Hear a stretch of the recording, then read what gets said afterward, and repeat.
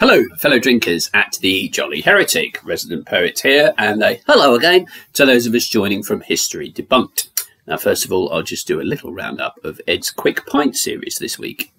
Now, the first one, he opined that spiteful mutant theory is often accused of being reductionist. However, there are several reasons for this societal decline, but this spiteful mutant theory does underpin all of them, and this prompted me to write a quick poem.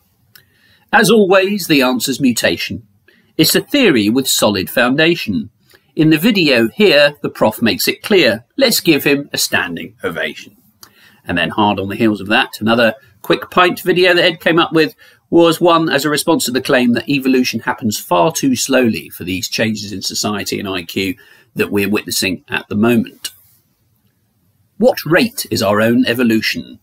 An issue that needs resolution. The prof makes it clear to all of us here, his knowledge is almost Confucian.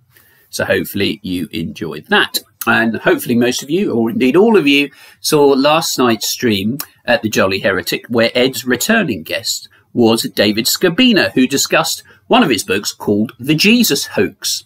And that caused a lot of people in the chat to vent their feelings in the most fulsome and direct manner. So a lot of fun last night. And the poem is as follows. The discussion continues forthwith. Was our Lord Jesus a myth? We like the demeanour of David Skrbina. Let's hope there's no taking the pith. So I narrowly avoided a swear word there. And now turning to history. Debunked. As always, Simon has been producing videos left, right and centre over the past few days. And he brought me, anyway, first of all, the news of the departure of the First Minister of Scotland, Nicola Sturgeon, and who herself has been involved in a controversy over the trans issue. So that news caused quite strong reactions in every political quarter. And so it's farewell to La Sturgeon. At this, some good fortune may burgeon. Some of her fans are folk known as trans, who've been butchered a bit by a surgeon. So that was the first of History Debunked little shorts that I'd like to cover. And the second one that Simon talked about was a video where he mentioned the tendency of the mainstream media these days to describe lots and lots of things as far right, in inverted commas, when in fact, by any historical standard, they're not far right at all. What do we mean by far right? To define it might seem somewhat trite, but year after year it's become pretty clear that it's now just a lazy soundbite. All this talk about political controversies and how terms are defined reminds me of the sort of thing that might have happened in the former East Germany. And speaking of Germany, this does remind me of a funny story, which hopefully I can now tell to you. Let me take you back to World War II, and one of our plucky British fighter pilots gets himself shot down behind enemy lines. And unfortunately, in the process, he's very, very badly injured. So in the prisoner of war camp, he's in the hospital ward.